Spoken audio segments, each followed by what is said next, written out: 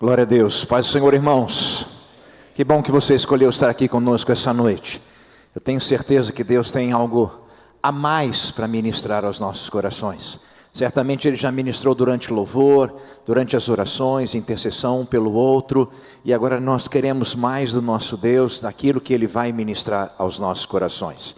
E nós temos aqui o privilégio, de ter o Eduardo. Conheço esse menino aqui desde que nasceu. Não carreguei no colo, pelo menos eu não lembro de ter carregado ele no colo, mas eu conheço ele desde que nasceu. Eu queria só falar uma coisa, não vou rasgar confete aqui, seda, né? Existem muitas pessoas que estão aí em evidência na internet, o Eduardo é um deles, Estão em evidência, com um grupo enorme de seguidores, e a gente só conhece essas pessoas através das suas postagens. A gente não sabe o que está por trás daquilo, a gente não sabe o dia a dia dele, a gente não sabe quais são as lutas e quais são as falhas que eles têm apresentado e quais são as suas vitórias. Nós só conhecemos pela internet. E a gente conhece o Eduardo, de andar com ele, de conhecê-lo durante muitos anos. E eu poderia adjetivar o Eduardo de várias maneiras, mas eu só quero adjetivá-lo com uma maneira só. Eduardo tem um coração generoso. Ele tem um coração generoso. Talvez um dos maiores segredos que ele tenha é esse coração generoso. E que Deus possa manter o seu coração sempre humilde e generoso, para que o nome do Senhor Deus seja glorificado e ele também seja abençoado pela sua fidelidade, pela sua generosidade, pela sua humildade. Eu sei que você já sentou, vamos ficar sentado mesmo, mas se você puder, levanta as suas mãos para cá. Pai querido, Pai amado, aqui está o Teu Filho, e Ele está aqui, Senhor Deus, para trazer recado do Teu coração aos nossos corações. Pai, que Ele possa fazer na unção do Teu Espírito Santo, que aquilo que o Senhor já colocou para dentro, Senhor, dentro do coração dEle, dentro do Espírito dEle, Ele possa agora colocar para fora e compartilhar com cada um de nós. Que o Teu nome seja exaltado, que o Teu nome seja glorificado. Dá-nos sabedoria, dá-nos graça, não somente para ouvirmos, mas para recebermos e também praticarmos a Tua palavra. Por isso abençoa Eduardo, abençoa a sua família. Quero declarar que contra ele não vale encantamento, mas sobre ele está a bênção do Senhor. E assim eu oro grato, pois eu oro em nome de Jesus. Amém e amém. Deus te abençoe, cara. Amém. Obrigado. Glória a Deus. Paz do Senhor, irmãos. Só abrir aqui.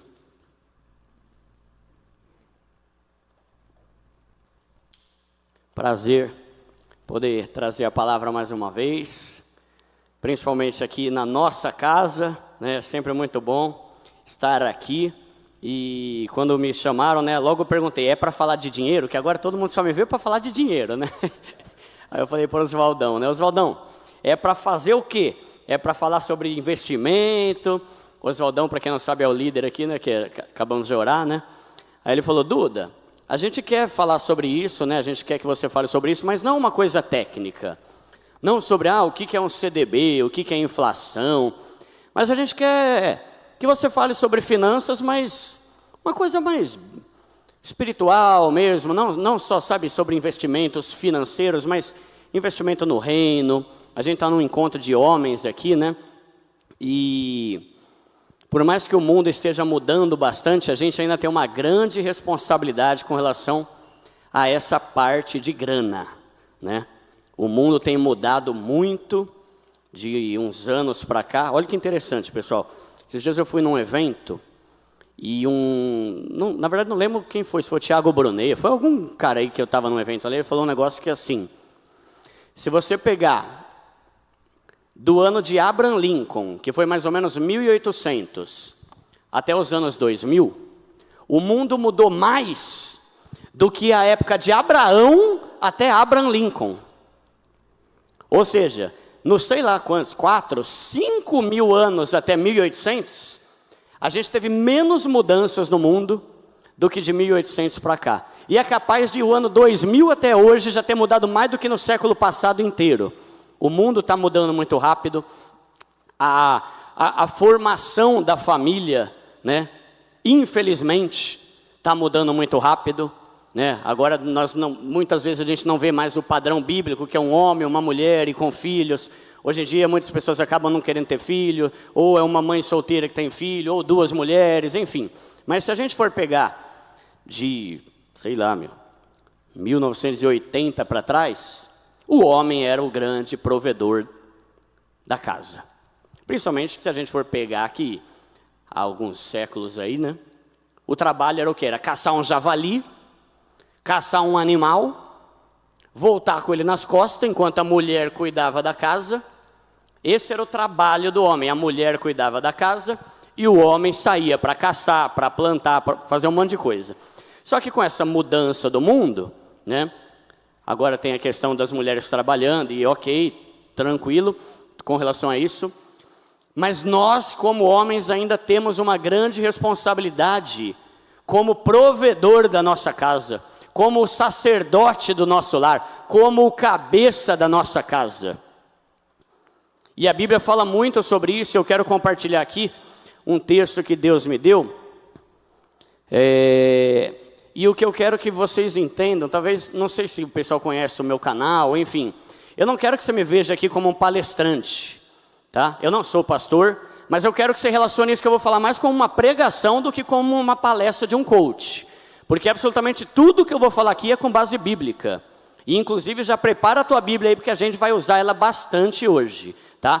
Porque eu não, assim, uma palestra pode mudar a vida de alguém, mas a palavra de Deus muda tudo. Ela, como a espada ali que discerne tudo, né? Que transforma, que gera vida onde há morte. Não sei como é que está a sua vida financeira, mas a gente vai falar muito sobre a palavra, o que Deus espera de você a respeito da sua vida financeira. Enquanto marido, enquanto pai, enquanto filho, enquanto irmão, a sua vida financeira, o que Deus quer de você a respeito disso, tá? E isso tem sido algo que eu tenho aprendido a valorizar cada vez mais, né? Eu sempre que eu vou pregar nas igrejas, eu sempre falo, a Bíblia está repleta de conteúdo sobre educação financeira, então a gente não pode deixar isso de lado e achar que só o filho pródigo é de Deus, só a mulher samaritana é de Deus. Não, todo Provérbios inteiro é de Deus, Eclesiastes inteiro é de Deus, 2 Reis que a gente vai ler aqui inteiro é de Deus. Tudo que está na Bíblia é para a gente, é para nossa edificação, tá? Então, entenda isso, e a minha oração, né, o que eu orei, é para que a palavra de Deus não volte vazia. A minha palavra pode voltar vazia.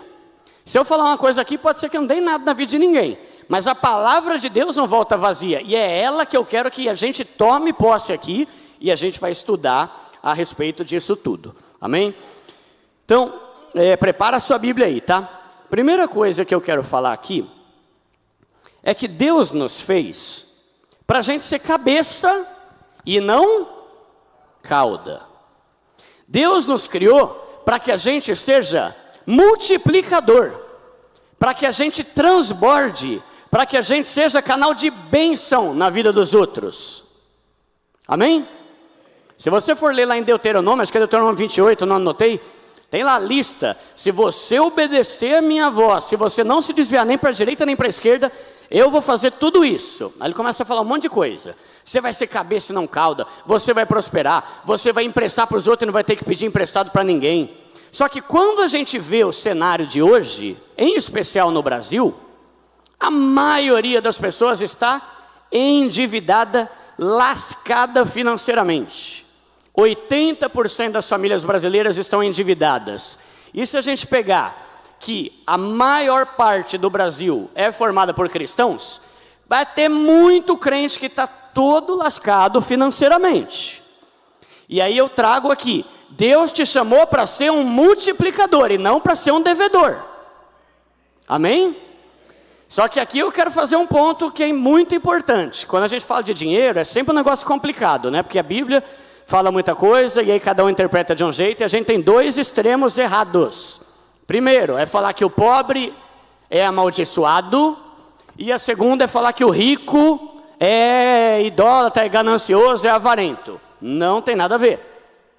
Na Bíblia a gente vai pegar homens extremamente ricos e extremamente íntegros e abençoados por Deus, e vamos ter pessoas extremamente pobres, como João Batista, que andava com uma pele de camelo e comia gafanhoto, e segundo Jesus era o maior homem que já nasceu de uma mulher.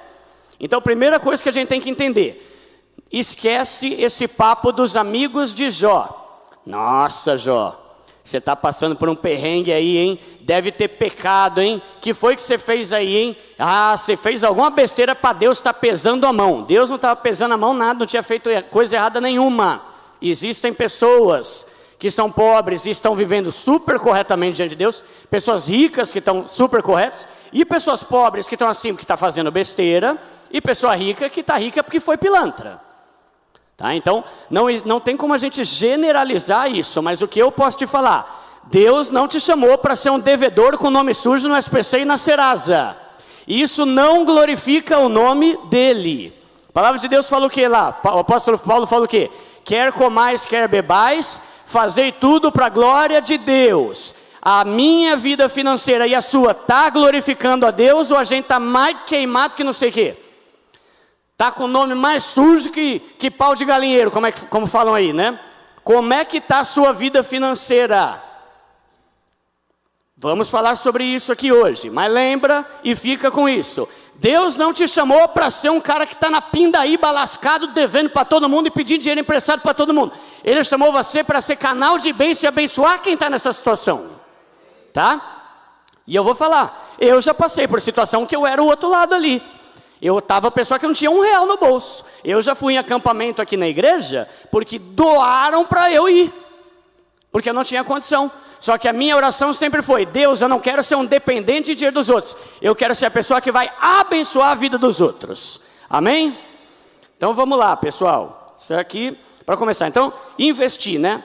O pessoal colocou um tema ali para mim, investindo com honra. Eu falei, caramba, investindo com honra. Como é que é investir com honra, né? Então, vamos pensar, o que é investir? É você reservar um dinheiro, uma parte do seu dinheiro, para ter qualidade de vida, para garantir o futuro seu e da sua família, para multiplicar o seu patrimônio, e isso não é pecado. A palavra de Deus fala em Provérbios 13:11, que aquele que junta aos poucos certamente enriquecerá. É Bíblia ou não é? Está na Bíblia. Para isso, então, investimento é tudo isso. E hoje eu quero analisar aqui um texto bíblico, que a gente vai tirar vários princípios financeiros para a nossa vida, e que vão refletir na qualidade de vida para você e para a tua família, e também vão refletir em como você usa o seu dinheiro para a glória de Deus. Tá? É um texto bem conhecido, foi até interessante. Uma vez eu fui participar de um podcast, que é aquele hub do grupo Morada, e aí eu peguei esse texto, se quiser ir abrindo aí já, é 2 Reis 4. E eu ia tirar um princípio financeiro dele, que eu tinha pensado, né? Esse texto aqui dá para eu tirar uma lição financeira muito interessante. Só que aí, conforme eu li esse texto, eu vi que dava para tirar 10 lições de finanças desse texto. E é um texto que normalmente a gente ouve, multiplicou o azeite da viúva, tal, né? E se a gente para analisar, vamos ver, vamos por pouco, aos poucos aqui. Vamos lá, vamos começar aqui, pessoal. 2 Reis, capítulo 4. Fala assim: certo dia, a mulher de um dos discípulos dos profetas foi falar com Eliseu. Teu servo, meu marido, morreu, e tu sabes que ele temia o Senhor. Mas agora veio um credor que está querendo levar meus 2 filhos como escravos. E Eliseu lhe perguntou, como é que eu posso te ajudar? Diga-me, o que você tem em casa? E ela respondeu, a tua serva não tem nada além de uma vasilha de azeite.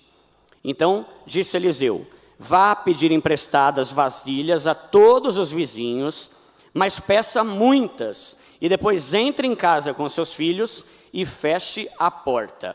Derrame daquele azeite em cada vasilha e vá separando as que você for enchendo. Depois disso ela foi embora, fechou-se em casa com seus filhos e começou a encher as vasilhas que eles lhe traziam. Quando todas as vasilhas estavam cheias, ela disse a um dos filhos, traga-me mais uma. Mas ele respondeu, já acabaram. E então o azeite parou de correr. Ela foi e contou tudo ao homem de Deus, que lhe disse: vá, venda o azeite e pague as suas dívidas, e você e seus filhos ainda poderão viver do que sobrar. Amém.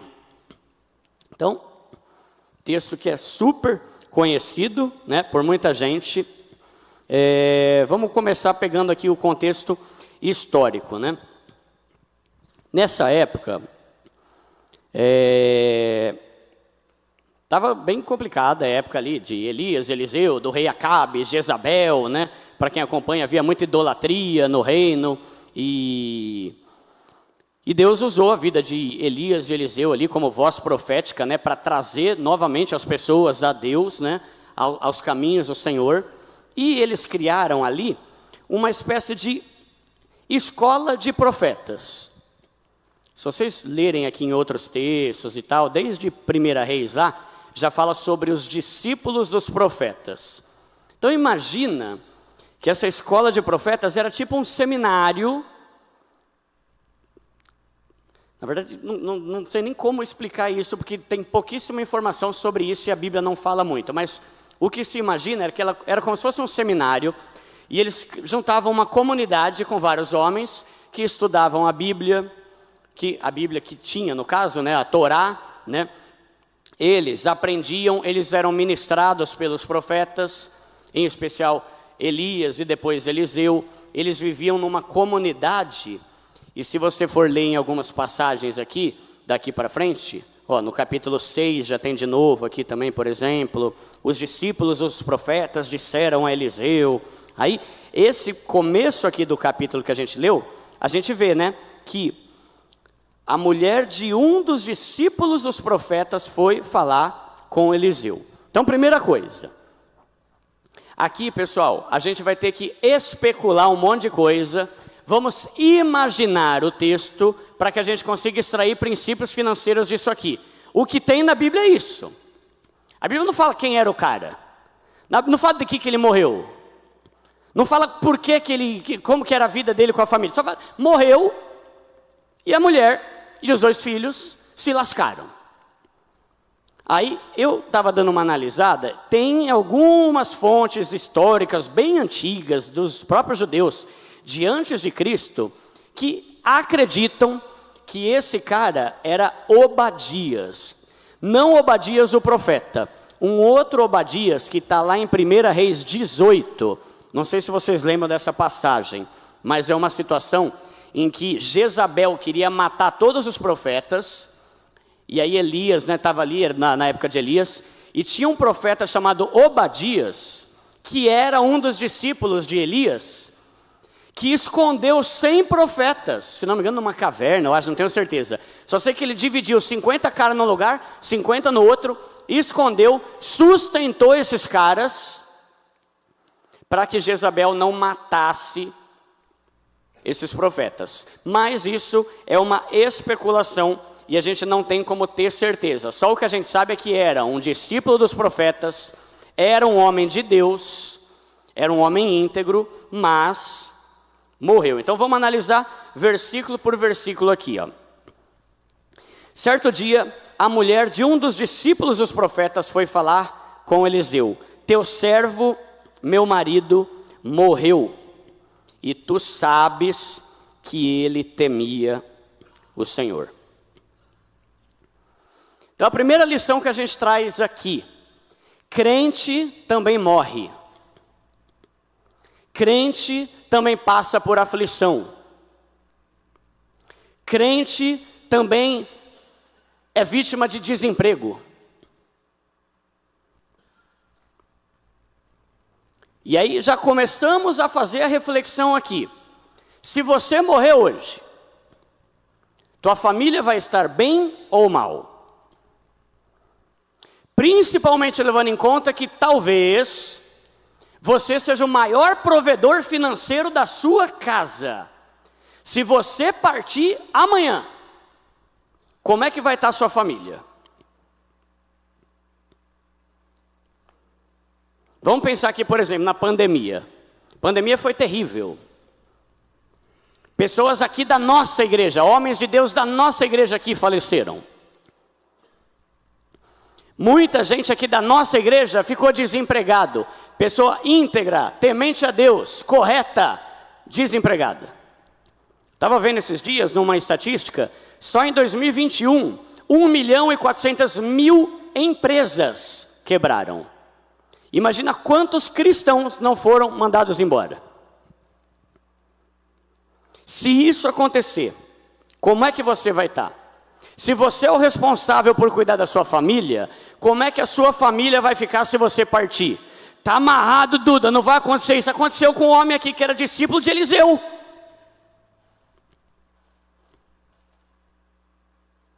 A palavra de Deus fala que no mundo tereis aflições. Fala que sol e chuva acontece sobre os justos e sobre os injustos.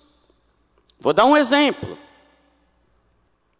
É um exemplo triste, mas aconteceu na nossa igreja. Há alguns anos, tinha um casal, o marido faleceu, não lembro de quê, não sei a situação, a única coisa que eu sei, nós, jovens, fizemos vaquinha para pagar o velório dele, porque não tinha nada, a mulher que ficou. E isso não é a história de Israel, é a história daqui da Lapa e da nossa igreja. Provérbios 13, 22. O homem bom deixa herança para os seus filhos. 1 Timóteo 5, 8. Se alguém não cuida dos seus parentes, especialmente os da sua família, negou a fé e é pior que o incrédulo. E eu vou te falar, o contexto aqui é financeiro. Se você for ler lá, está falando lá sobre o cuidado com as viúvas, está falando sobre o cuidado com as idosas. E aí do nada o Paulo chega e fala, cara, essas idosas aí, essas viúvas aí que perderam o marido e tal, cadê a família delas para ajudar? Se você não cuida dos seus parentes, e especialmente da sua família, você é pior do que o incrédulo.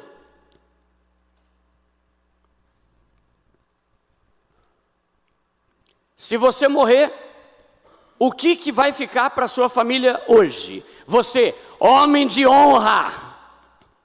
Ah, meu amigo, aí Deus cuida, porque isso aí eu não tenho nada mesmo, mas está na mão de Deus. Está na mão de Deus uma ova, está na tua mão, porque Deus deu essa família para você cuidar.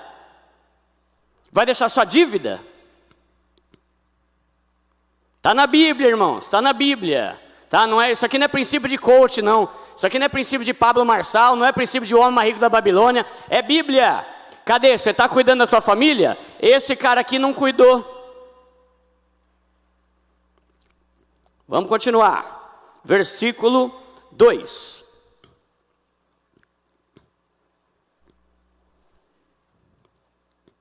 Na verdade nem é 2, é o 1 ainda, só que é o item 2 aqui meu. Certo dia, a mulher de um dos discípulos foi falar com Eliseu, teu servo, meu marido morreu, e tu sabes que ele temia ao Senhor. Outra coisa interessante que a gente extrai aqui. A mulher estava lascada.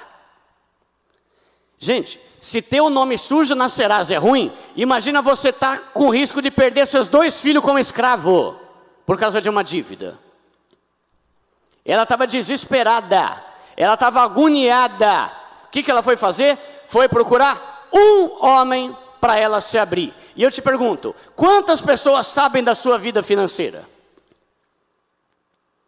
Quantas pessoas sabem sobre como você usa o seu dinheiro? Quantas pessoas sabem quanto você ganha? Por que as pessoas sabem quanto você ganha? Esse tipo de informação não se fala para qualquer um, pessoal. Esse tipo de informação não se abre com qualquer pessoa. Isso é extremamente confidencial. Tem várias questões, como a inveja, sabe? Mas, enfim, isso não é assunto que se abre com qualquer pessoa. Esses dias até respondi uma mensagem, fiz um videozinho lá, um cara me mandou mensagem no Instagram perguntando, Duda, o que você acha do Open Banking? Para quem não sabe, o Open Banking é uma autorização que você dá para o teu banco, para ele compartilhar suas informações financeiras com outros bancos. Então, se você tem conta no Nubank, se você tiver ativado lá o Open Bank, o Banco Inter pode saber como que é a tua conta, como que está os empréstimos que você faz, como que é teu financiamento, como que você usa o cartão de crédito. Aí eu respondi para o cara, é uma boa, pode te dar benefícios em outros bancos, mas se você só faz besteira, você simplesmente vai compartilhar com todos os outros bancos como você é ruim para lidar com o seu dinheiro. E aí a mesma coisa eu trago aqui. Quem sabe da sua vida financeira? Tem que saber? Talvez um monte de gente chegou, fiquei sabendo aí do teu marido, né? Como é que tá as coisas? Não. Tanto que se a gente for ver, pessoal, nesse mesmo capítulo, tem uma passagem que eu gosto muito, que é aquela passagem do menino que morre lá, da mulher sunamita, né? Eliseu vai lá, profetiza, aí nasce o filho da mulher lá, aí passa um tempo, o menino morre. Aí a mãe, se vocês estiverem abertos aí, ó, vamos ver aqui, ó, capítulo 4 mesmo, versículo 20. O servo o pegou e o levou para a mãe. O menino tinha ficado doente, tá? O servo o pegou e o levou à mãe. O menino ficou no colo dela até o meio-dia e morreu. Ela subiu ao quarto do homem de Deus, deitou o menino na cama, saiu e fechou a porta. Ela chamou o marido e disse: preciso de um servo e de uma jumenta para ir falar com o homem de Deus. Eu vou e volto logo. E ele falou: mas por que hoje? Oxe, o que você vai fazer lá? Não é lua nova nem sábado. Ela respondeu: esquenta não. Ela mandou selar a jumenta e disse ao servo: vamos rápido, só para quando eu mandar. Não para ninguém. Eu não quero conversar com ninguém. Só para quando eu mandar. Vamos para o homem de Deus. Assim ela partiu para se encontrar com o homem de Deus no Monte Carmelo. Quando ele a viu à distância, disse ao seu servo Geazi: olha, é a sunamita. Corra ao encontro dela e pergunte: está tudo bem com você? Tudo bem com seu marido? Como é que está seu filho? E ela respondeu a Geazi: está tudo bem. Por que está tudo bem? Porque você não pode me ajudar. Como é que está a sua finança? Por quê? Você vai me dar dinheiro? Como é que está aí as suas dívidas aí? Por quê? Você é gerente de banco? Tem gente, pessoal, que chega para ajudar. Só que tem gente que só quer curiar. Só quer falar depois. Você viu que o Pereira lá está devendo, está com nome sujo pra caramba? Cuidado. E até as pessoas que querem ajudar. Por que todo mundo sabe da tua vida financeira? Isso é algo confidencial. Vamos continuar. Mas agora, deixa eu ver qual versículo que é esse, se é o 3. Não, está no 1 ainda. Mas agora veio um credor que está querendo levar meus 2 filhos como escravo. Resumindo, o homem que morreu, que era um homem íntegro, um homem de Deus, um profeta, um discípulo de Eliseu, que talvez foi um dos maiores profetas da humanidade, fez asneira pra caramba financeira. E ele era um homem de Deus, mas para mexer com dinheiro, o bicho era ruim. Como eu falei, pessoal, estamos especulando, não sei o que ele fez. No céu eu vou ter certeza aqui que dívida foi essa que ele fez, mas vamos trabalhar com possibilidades. Alguma besteira ele fez, que a dívida era brava. E ele deixou para a família e morreu. E falou: Deus cuida. Aí a mulher dele ficou agoniada. Então, crente, cheio da unção, cheio do Espírito Santo, também faz besteira. E não é porque você é um homem de Deus que você sabe lidar com suas finanças. Eu vivo falando isso no canal. Educação financeira se aprende estudando. Não se aprende com a vida, senão todo idoso seria rico. Educação financeira se aprende estudando. E a Bíblia está repleta. Eu tenho um livro, né, que chama Deixa de Ser Pobre. Tudo que está lá está na Bíblia. Mas quem é que lê a Bíblia para aprender sobre como mexer com dinheiro? Ninguém. Tanto que eu já fui em mais de 100 podcasts na minha vida. 2 eram cristãos. É um assunto totalmente deixado de lado. Quando se fala de dinheiro numa igreja, é para falar do dízimo. Está cheio de texto bíblico aqui falando sobre finanças. E se a gente não estudar e não começar a ler, para a gente aprender a usar o nosso dinheiro, não pense que a tua santidade vai te fazer ser inteligente. Não fez com esse cara. Eu falo muito, por exemplo, que uma faculdade não te ajuda a lidar com inteligência com seu dinheiro. Esses dias eu participei de um evento, só de médicos formados na USP, todos lascados. Vou falar que o cara é ignorante? É um gênio, pelo amor de Deus. Eu nem entraria na USP em medicina. O cara entrou, se formou, fez pós, todo lascado financeiramente. Educação financeira se aprende estudando, e a Bíblia é repleta disso. O cara lidou mal com o dinheiro, deixou prejuízo para a família, deixou prejuízo para os filhos, podia ter prejudicado ali, perdido os filhos aí como escravos, né? Consequentemente, quando a gente não sabe lidar com dinheiro, a gente vive mal, a gente vive estressado. Por que a Bíblia fala tanto sobre educação financeira? Porque Deus sabe a influência que as finanças faz na nossa vida. Até 2019, 53% dos divórcios no Brasil era por causa de dinheiro. Você acha que Deus não vai falar sobre isso na Bíblia?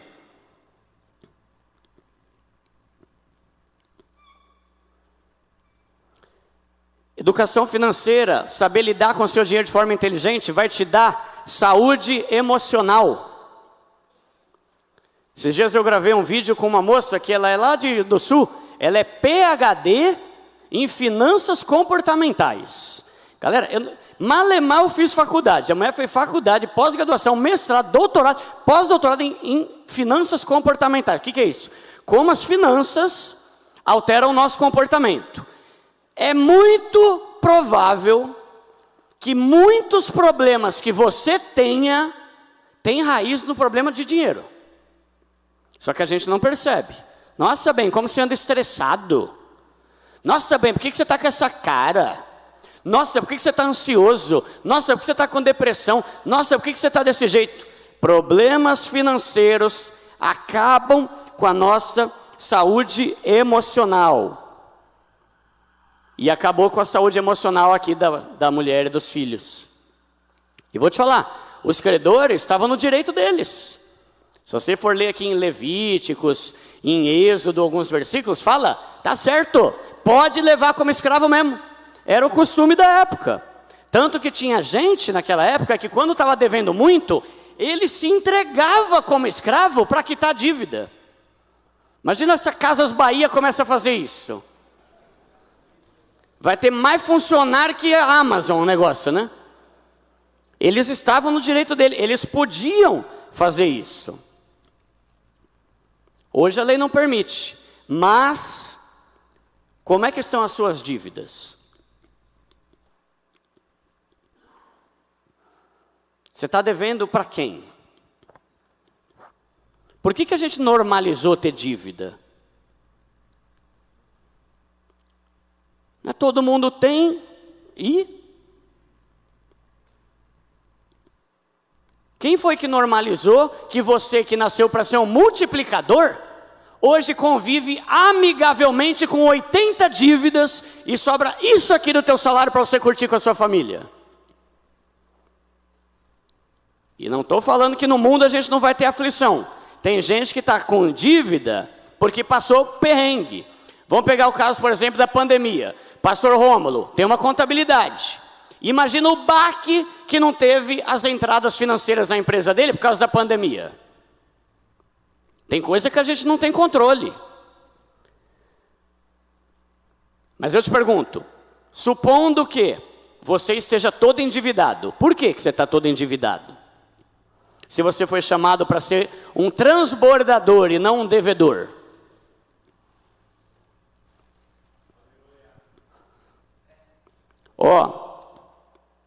Eu vou falar, pessoal, isso aqui não é gostoso de falar isso não, mas eu tenho que falar, tá? Eu vou ler versículos aqui relacionados a isso, tá? Volto a dizer, há situações e situações. Tem situação que quebrou a empresa, vai fazer dívida, não tem jeito. Mas por que as suas dívidas existem? Foi porque a tua empresa quebrou? Foi porque alguém morreu? Foi porque, sei lá, não sei, cara, o que pode ser um motivo? Ok, não, isso sim, Duda, não tinha o que fazer. Mas o que eu vejo e que as pesquisas mostram é que a maioria das pessoas está toda endividada porque compra tudo aquilo que deseja. Vamos pegar aqui, ó. Eclesiastes 7:1. O bom nome é melhor que o bom perfume. Como é que está o seu nome na praça?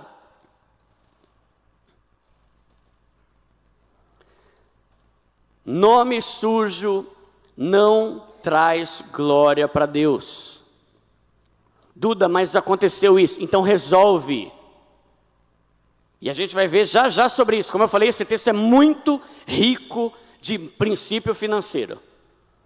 Nome sujo não traz glória a Deus. Imagina chegando o diabo, olhando lá na lista da Serasa. Batiza Lapa, Quírios, Bola. E aí eu volto a dizer, quem foi que normalizou que ter dívida, tudo bem? Quem foi que normalizou ter dívida? Duda, mas tem dívida de alavancagem. Tem? A tua é de alavancagem? Ou é por causa do Nike, que você parcelou em 80 vezes? Ou é por causa da viagem, que você não tinha condição de pagar, mas parcelou lá e agora está lascado, que não sabe como vai pagar? É educação financeira, é inteligência financeira. Provérbios 22:7. Quem toma dinheiro emprestado dos outros, se torna escravo daquele que empresta.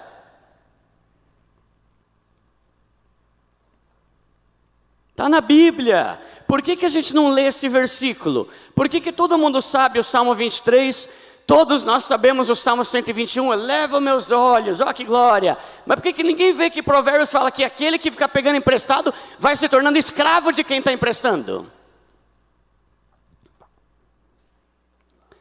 Romanos 13:8. Não deva nada para ninguém, a não ser o amor. Quem aqui está só devendo o amor? Meu Deus, 80% dos brasileiros não está devendo só o amor, está devendo dinheiro para todo mundo. Por quê? Porque às vezes quer ter uma vida que não consegue ter, mas quer ter. E aí a Bíblia chega e falando com toda a clareza do universo, não deva nada para ninguém. Qual o momento que se esqueceu esse versículo? Qual o momento que falou, Deus, tudo bem dever o amor e dever para o cartão de crédito, para o limite, para o cheque especial, para o financiamento do carro, para o financiamento da casa, e eu não estou falando que nunca você vai ter dívida, vai ter, só que quem normalizou isso, meu Deus? Quem normalizou que é normal você dormir sabendo que você deve para meio mundo? Por exemplo, comprar uma casa, tem jeito, a não ser que você nasceu um berço de ouro, você vai lá e paga à vista R$500 mil numa casa, você vai ter que financiar. Agora, dá uma olhada no todo da sua vida financeira, que tanta dívida é essa? E lembrando, pessoal, estou supondo aqui, tá? Eu falo com base no raio-x do país que a gente vive, que está todo mundo lascado. E aí não tem qualidade de vida, por quê? Porque trabalha o mês inteiro para pagar a fatura do cartão. Esse cara fez muita dívida e morreu e deixou o problema para a mulher e para o filho. Aí ele se lasca, aí ele se vem, porque deve estar não sei se está na glória já, né? Que né, antes de Cristo aqui é um rolo esse negócio de quem está no céu, quem não está, quem está no Sheol, né? Mas sobrou para a mulher. Vamos continuar. Então Eliseu lhe perguntou, mulher, como eu posso te ajudar? Me fala o que você tem em casa. E ela respondeu, a tua serva não tem nada, além de uma vasilha de azeite. Então, Eliseu, um cara muito inteligente, chegou e falou assim, mulher, vem cá. Quer dizer então que você está com uma dívida violenta, estão querendo levar seus filhos como escravos, e se você não pagar esse trem aí, você está na roça. Vai perder os filhos por causa dessa dívida? Então vamos lá, meu, pelo amor de Deus. O que você tem aqui? O que você tem aí que dá para a gente vender, para a gente fazer dinheiro e pagar essa dívida? O que você tem? Você tem um carro? Você tem uma moto? Você tem um notebook? Você tem uma câmera? Você tem 2 bicicletas? Você tem uma TV de 45 polegadas? O que é que você tem para vender e transformar isso em dinheiro para quitar essa dívida e salvar seus filhos? O que é que você tem? Porque o que você tiver, bora vender. Bora desfazer disso aí. Porque a tua prioridade é quitar essa dívida. E aí eu trago novamente a reflexão. Você prefere a ostentação ou você prefere ter o nome limpo?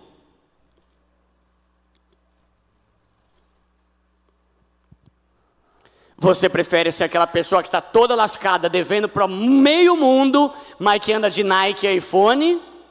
Ou você prefere se desfazer disso, limpar o seu nome e glorificar a Deus, porque o bom nome é melhor do que o bom perfume?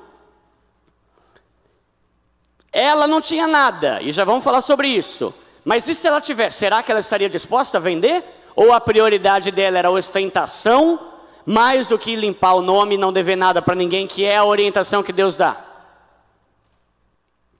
Como eu falei, eu faço vários eventos. Esse dia eu estava num evento lá de médicos, só cara que ganha no mínimo 30 mil por mês, todos lascados. Aí você começa a conversar, isso, Duda, isso, aconteceu isso, tá. Todos aqueles médicos, se vendessem a Mercedes, quitariam todas as dívidas, mas nenhum quer vender a Mercedes. Por quê? Porque prefere a ostentação do que a paz de espírito de saber que não deve nada para ninguém. O que é mais importante para você?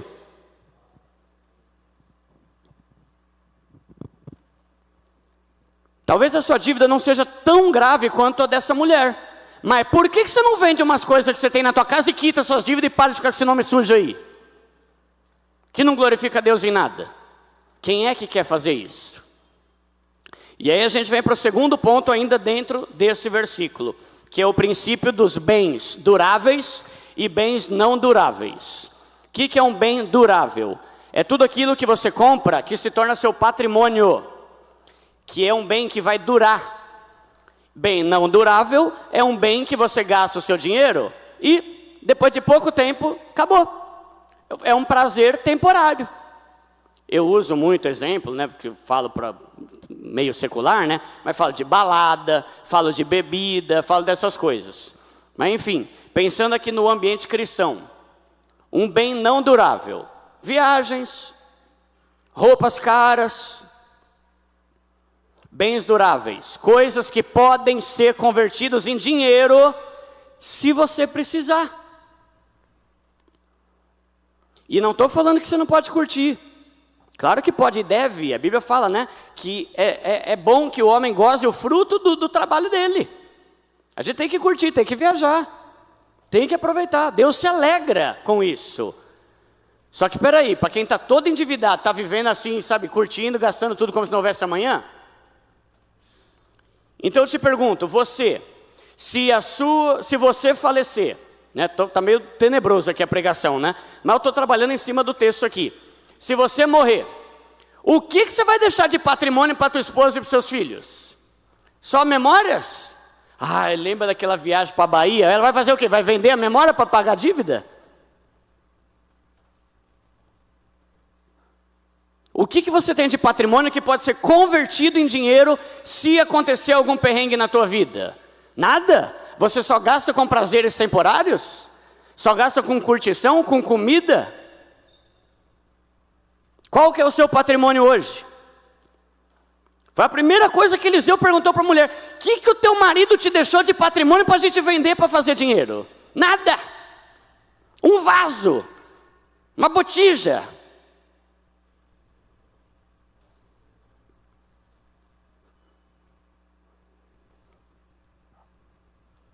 Isso é muito importante para quem é mais jovem e quer casar. Por exemplo, eu falo muito para jovem, você que quer casar, o que você tem? Eu juntava dinheiro desde os meus 16 anos para o meu casamento. O bom é que demorou tanto para eu casar que eu consegui juntar bastante dinheiro, não fiz uma dívida no casamento. Paguei tudo à vista, casei com 34 anos, eu acho. Desde 16 eu já juntava dinheiro na poupança, não sabia nada de investimento, botava na poupança. Juntei 100 mil reais e nunca tive um trabalho que pagava mais de que 3 mil. Aproveitei que eu morava com os meus pais, não tinha que pagar muita coisa, não tinha que pagar nada, na verdade. Juntando. Você, jovem, que quer casar um dia, o que você tem? 2 cuecas e uma meia. Caramba! Isso aqui não é homem casado, isso aqui é coisa de homem. Homem tem que pensar no futuro. Homem tem que pensar, não pode ser bobão. Gastei tudo com videogame. Vai ser bobo, meu, você é tonto. Começa a juntar dinheiro aí, criatura. Depois vai casar aí, vai ter que casar rápido aí, que quer, tá no veneno aí com a mulher, aí tá fogo puro, vai ter que casar, não tem dinheiro. Por quê? Comprou 20 tênis, que tá tudo no lixo já. Qual bem durável você tem que pode ser convertido em dinheiro? Pode ser um carro, pode ser uma casa, pode ser um computador. Não estou falando de investimento, estou falando de algum bem durável. Carro não valoriza, mas tudo bem, dá para você vender. Se surgir um perrengue. Então para pensar, o que você tem na sua casa que pode ser convertido em dinheiro se tudo der errado amanhã para você?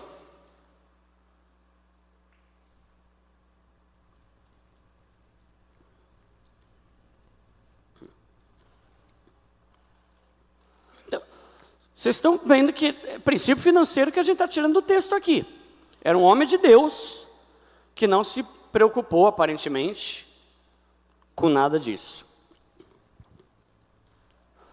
Vamos lá, versículo 3.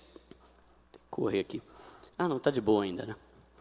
Então disse Eliseu: vá pedir emprestadas vasilhas a todos os seus vizinhos, mas peça muitas. Depois, entre em casa com seus filhos, feche a porta, derrame daquele azeite em cada vasilha e vá separando as que você for enchendo. Princípio que a gente traz aqui. Deus não resolveu nada de mão beijada, não. Fez besteira pra caramba? Tá lascadão aí? Tá devendo para todo mundo, que fez um monte de escolha errada na vida? Então vai ter que fazer alguma coisa, que eu não vou fazer cair um pote de ouro na tua casa, não. Você vai ter que limpar essa coisa aí, essa bagunça que você fez.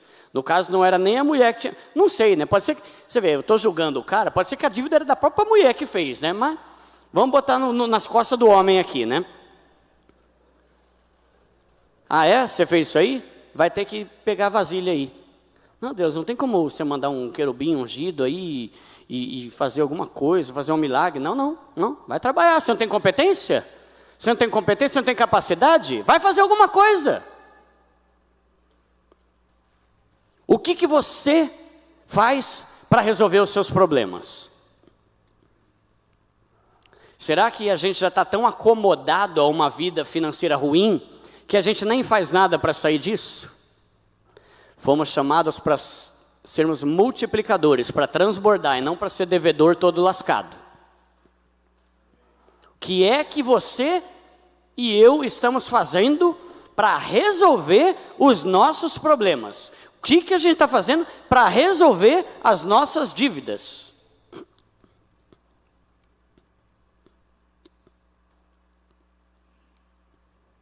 Qual que é a sua habilidade? Qual que é o seu dom? Você tem disponibilidade de tempo? Bora? Fazer Uber à noite? Não, Deus proverá nada. Deus faz o que só Ele pode fazer. Agora o que você pode fazer, é você que vai fazer.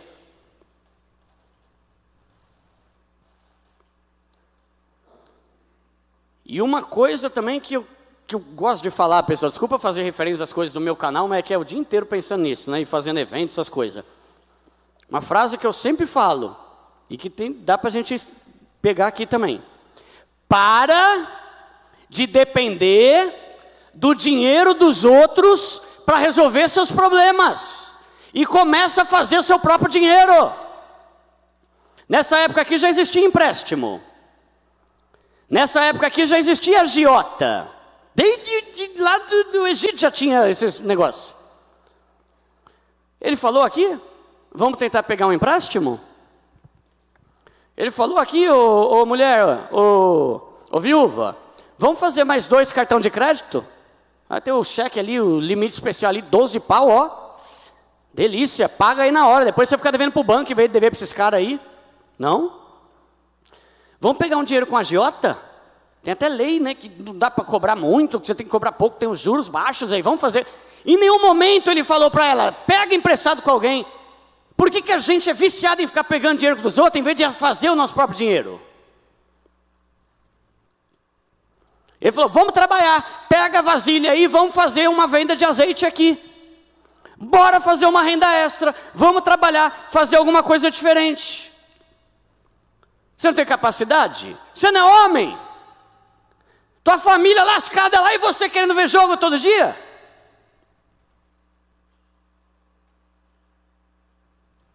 Como é que você consegue gerar mais dinheiro para resolver os seus problemas? E resolver os problemas da sua casa? É nas nossas costas, pessoal. Eu já vi homem falando, minha mulher faz renda extra. Vai fazer você, criatura.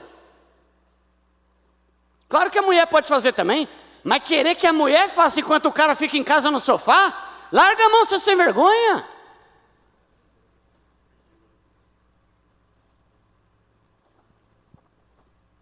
Como é que você pode gerar mais dinheiro para resolver os seus problemas sem ficar pedindo dinheiro emprestado dos outros? Porque pedir dinheiro emprestado dos outros, você só está mudando o problema para outra fonte, para outro credor.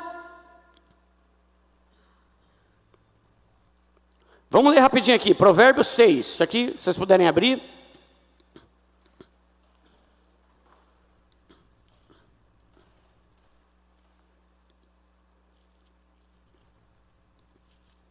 Texto bem conhecido.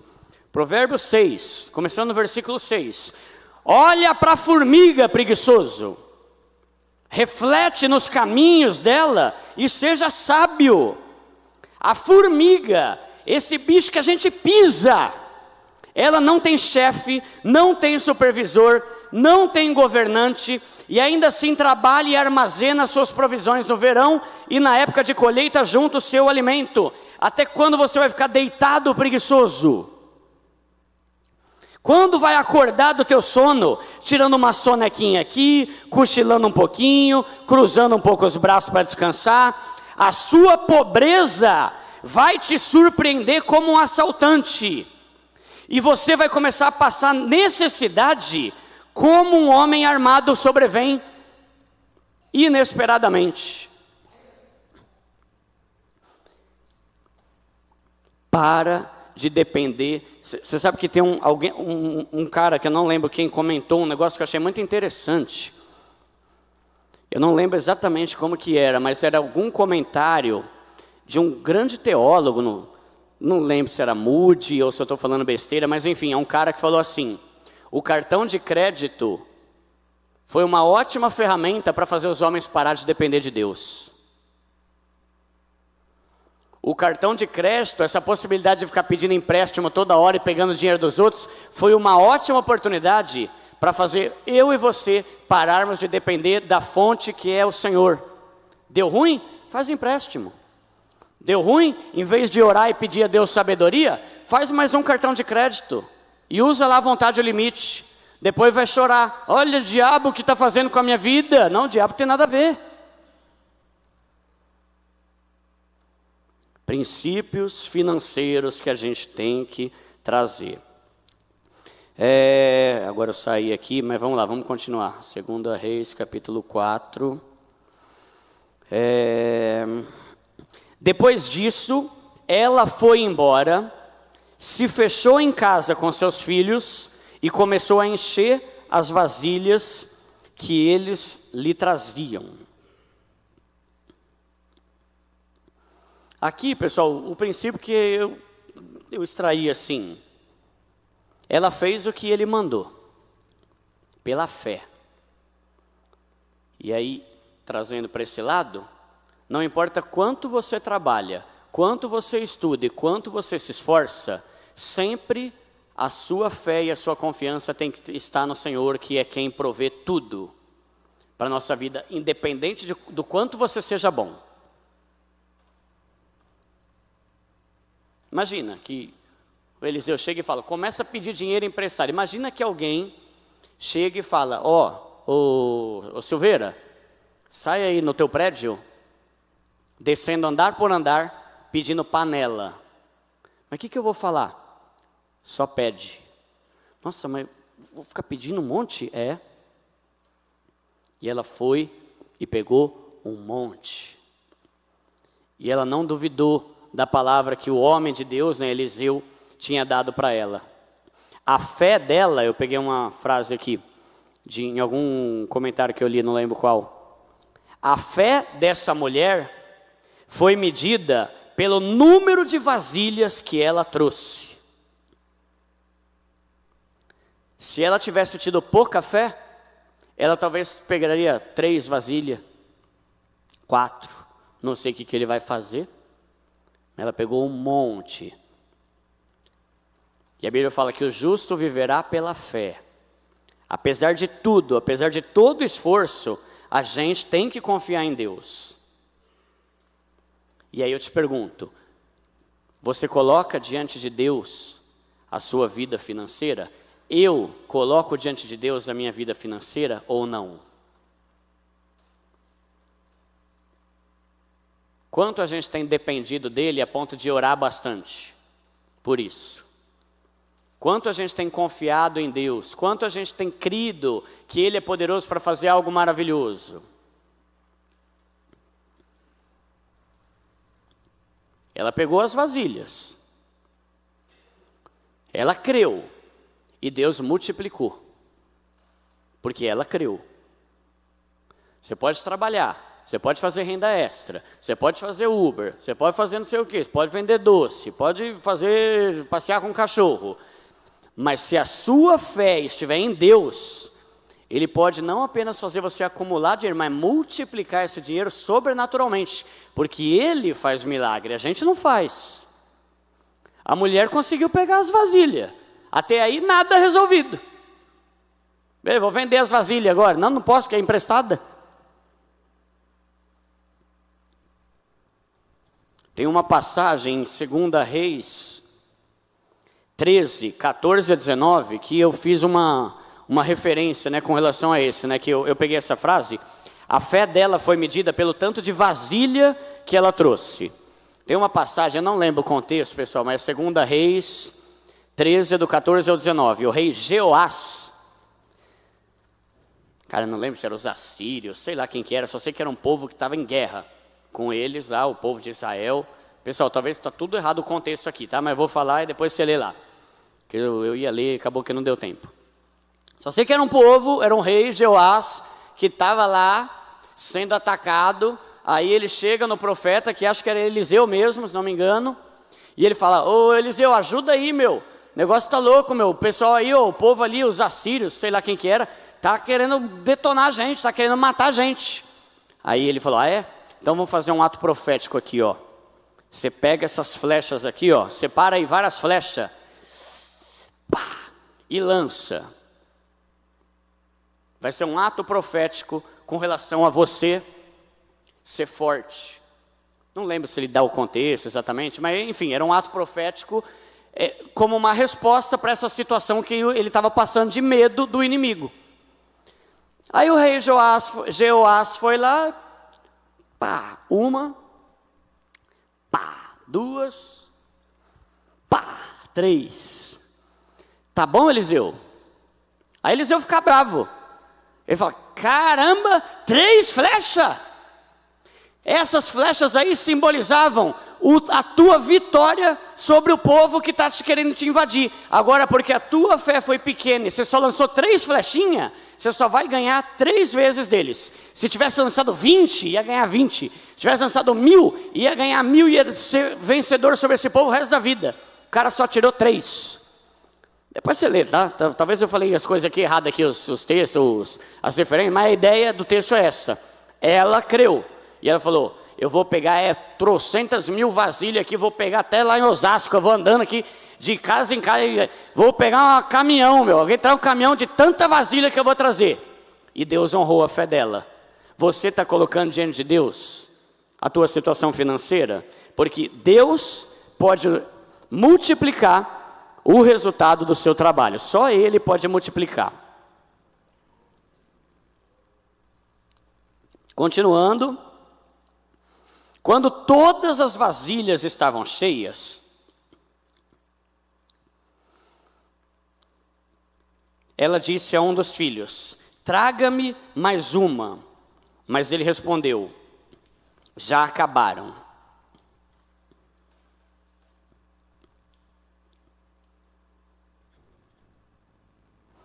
Quando todas as vasilhas estavam cheias,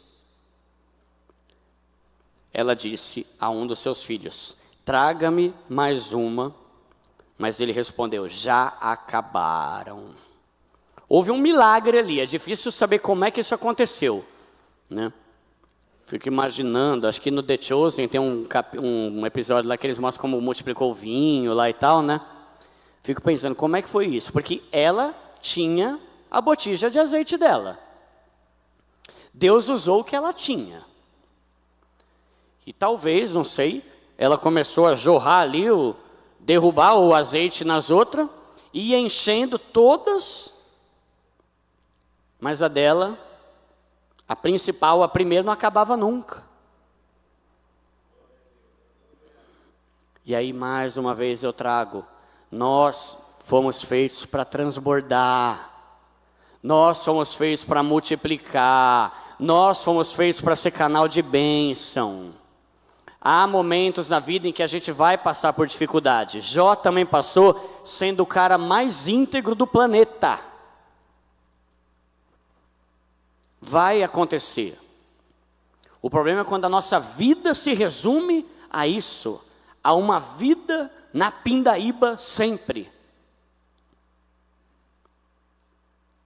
A gente foi criado para transbordar. E Deus quer nos usar com nossas finanças, mas a gente tem que ser sábio com relação a isso. Você lembra da parábola dos talentos? O Senhor lá deu 5 talentos para um, 2 para o outro, 1 para o outro. Saiu, falou, ó, capricha aí, hein? Quero ver multiplicar, quero ver transbordar isso aí que eu dei para vocês. Depois de um bom tempo ele voltou, o que recebeu 5 talentos tinha multiplicado, o que recebeu 2 também tinha multiplicado, mas o que recebeu 1 talento não fez nada. E por mais que tenha todo um princípio muito maior do que simplesmente finanças, né? Jesus dá o exemplo ali falando de dinheiro. Tanto que ele chega e fala, ô fião, meu Deus, por que você não pegou esse 1 talento e pelo menos deixasse no banco? Pode ler lá, Mateus 25. Jesus fala isso. Por que você não pegou essa bendita aí, pelo menos na poupança, que ainda é 7% ao ano, mas melhor que nada. Mas nem isso você fez. Eu te chamo para multiplicar as coisas. E eles multiplicaram. Outra frase que eu falo muito no meu canal. O pobre consegue mudar de vida quando ele aprende que multiplicar o dinheiro que ele ganha é muito mais inteligente do que simplesmente gastar. Você está multiplicando o teu dinheiro? Se fosse hoje em dia, sei lá, multiplicou 5, o outro 2, o outro, o que você fez? Comprei 3 Nike. Só está gastando dinheiro, não está multiplicando dinheiro nenhum. Aquele que junta aos poucos certamente enriquecerá. Provérbios 13, 11. A gente tem que multiplicar aquilo que Deus nos dá. Então, o azeite parou de correr. E aí, qual que é o princípio que a gente pode extrair daqui? Deus não trabalha com desperdício. Ele trabalha com aquilo que é necessário. Como é que você está gastando o seu dinheiro? Você está desperdiçando dinheiro? Esses dias eu fiz um vídeo, eu não lembro o número agora, mas é absurdo o tanto de toneladas de alimento que a gente desperdiça aqui no Brasil por dia.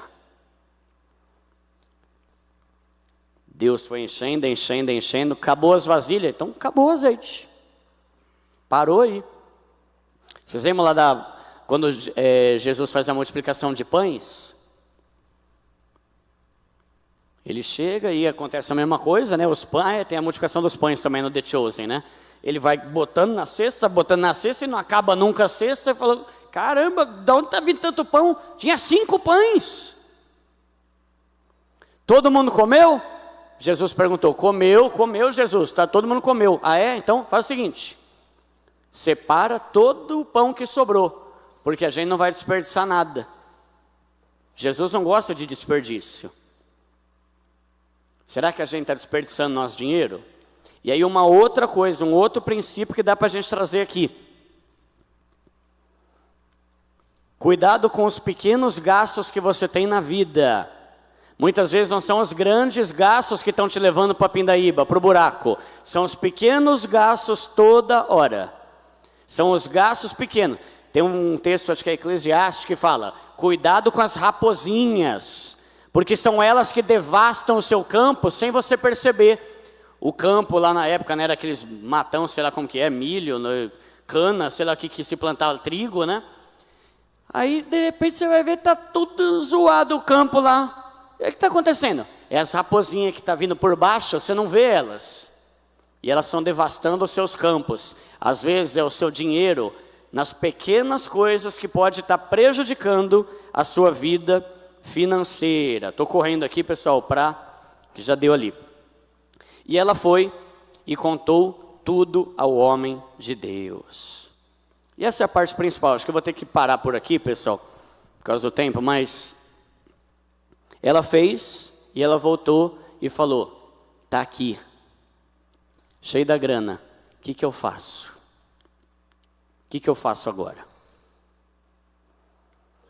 O que eu faço com todo esse dinheiro? Aí uma pergunta, Deus é dono de 10% do teu salário ou de 100% do teu salário?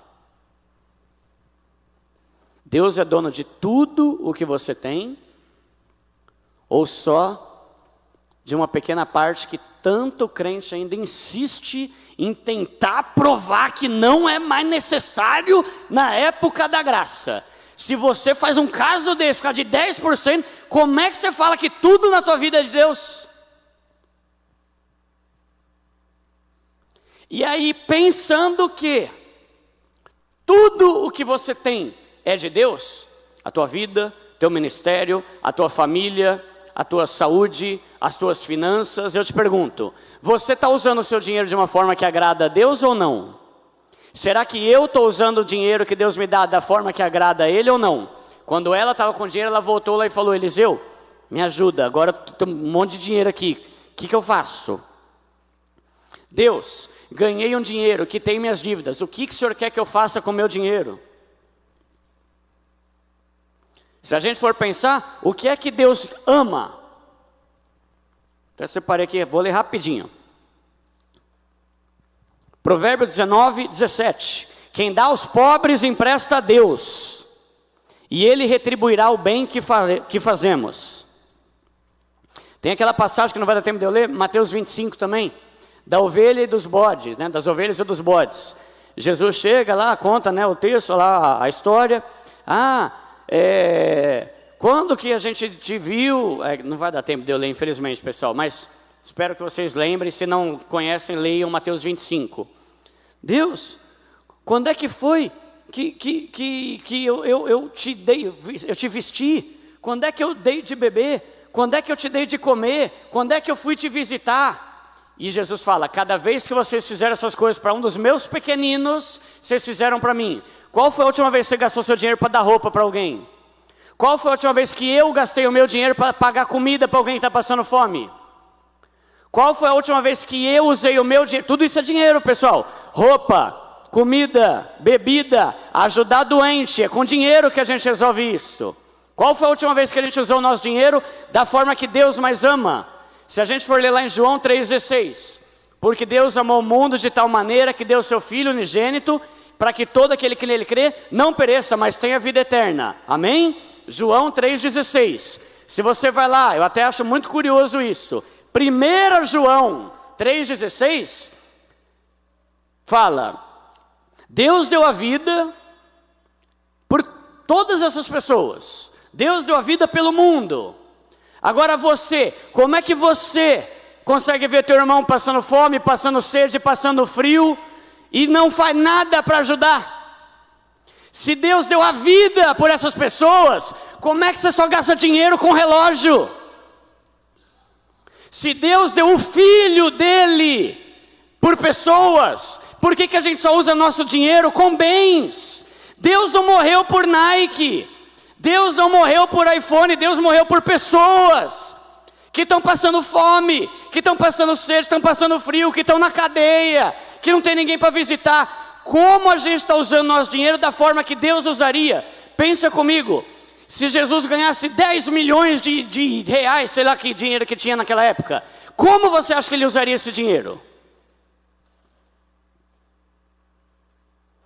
E não estou falando que você não pode curtir, pode, deve, você merece, Deus se alegra, mas não dá para você fazer tudo isso, comprar coisa cara o tempo todo, é roupa de marca, e na hora de pagar um hambúrguer para alguém que está na rua, você falar que não tem dinheiro. Investindo com honra é o título aqui da mensagem. Você está investindo nas coisas lá de cima? Eu estou investindo nas coisas lá de cima, e eu não estou falando de grana alta, estou falando de generosidade com aquilo que Deus te dá, porque Deus coloca no muito aquele que é fiel no pouco. E se você fala, quando eu for rico eu vou ajudar, abraça, não vai ajudar ninguém. Estou até rouco aqui já, gente. Não vai ajudar ninguém. Quem não ajuda no pouco, não ajuda no muito. Quem não é fiel no pouco, não é fiel no muito. Se Deus olhasse para você e falasse, aquele ali, será que eu posso tornar ele um milionário? Eu acredito que o princípio dele seria, deixa eu ver como é que ele usa o dinheiro dele para o meu reino. Para que Deus vai tornar alguém milionário se a pessoa não ajuda em nada nas coisas de Deus? Será que você seríamos um alvo para Deus falar, aquele ali dá para eu botar grana, porque o bicho é generoso, porque o cabra ajuda a gente, porque o cara ajuda a gente pobre? Ou ele vai olhar e vai falar, aquele ali só ostenta dinheiro o tempo todo, só dinheiro para ele. A Bíblia fala que muitas vezes a gente ora e não recebe, porque a gente é egoísta, só ora por nós mesmos. Como é que Deus vai fazer a gente prosperar se a gente é egoísta, só gasta dinheiro para nós mesmos? Então talvez esse aqui seja o ponto-chave da pregação, pessoal, porque aqui entra o título, investindo com honra. Você está investindo nas coisas que Deus quer que você invista, se o teu dinheiro é dele? Eu estou usando o meu dinheiro da forma que Ele quer, como a mulher foi lá perguntar, Deus, obrigado por esse dinheiro, o que eu faço? Abençoa ali, ó, aquele ali está precisando. A gente nem ora muitas vezes.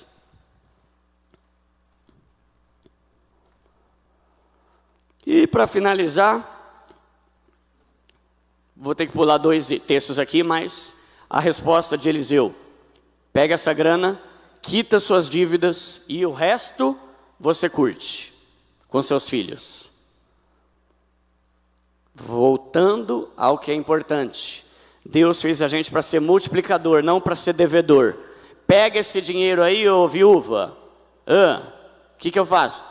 Paga o que você deve, porque eu não gosto desse negócio de ficar devendo para os outros. Mas Deus tem muito dinheiro, então você paga tudo e se sobrar você curte. Mas a realidade hoje é que a pessoa quer curtir e deixa devendo mesmo. Nome sujo não glorifica a Deus. Pode ser uma fase na sua vida, mas se você não fizer disso um propósito, um objetivo, você vai ter nome sujo o resto da vida. Você vai viver sem qualidade que você poderia ter pelo resto da vida.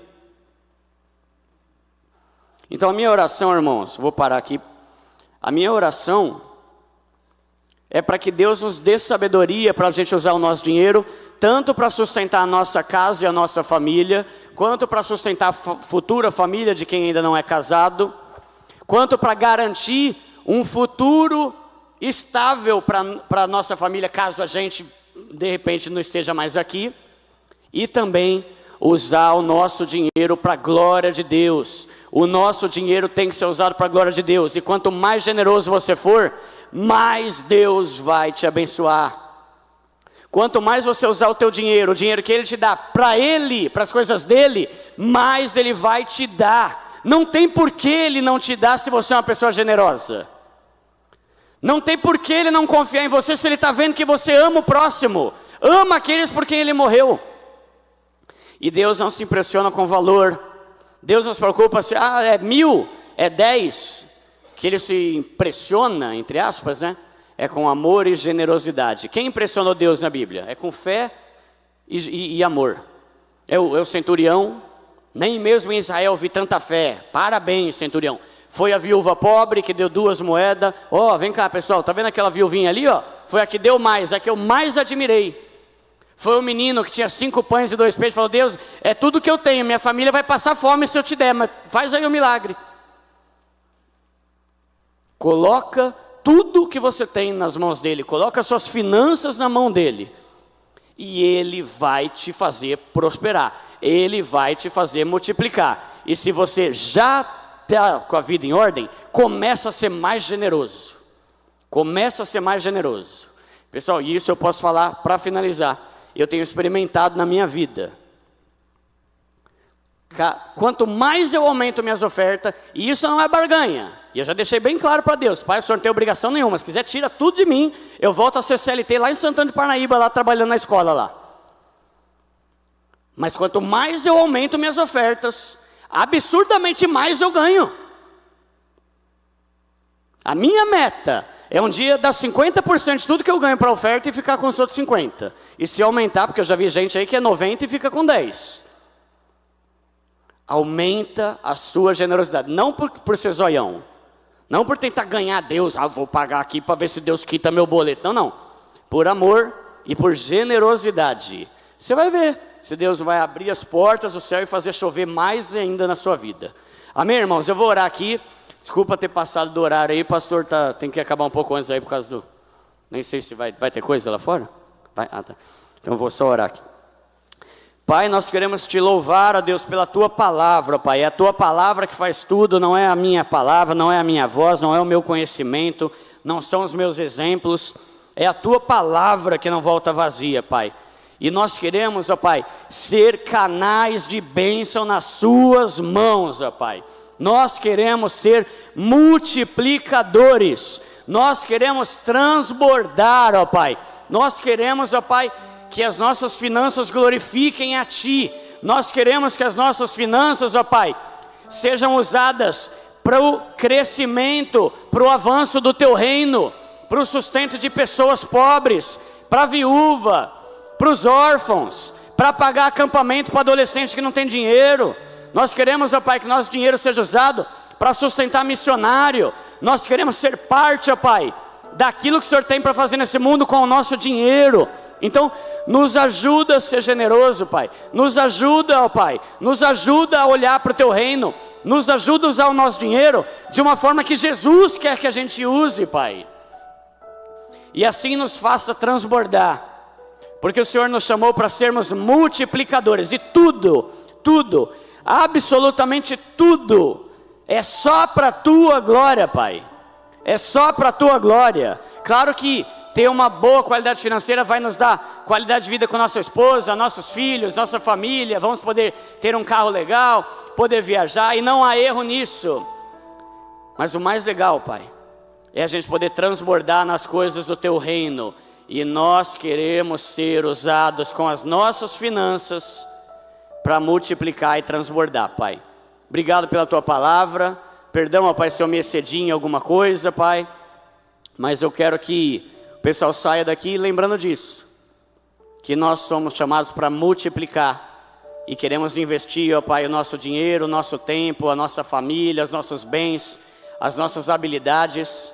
Tudo isso, ó Pai, diante do Teu altar, dizendo: eis-nos aqui, usa-nos com tudo que nós temos, conforme a Tua vontade, Pai. Em nome de Jesus, amém. Amém, irmãos.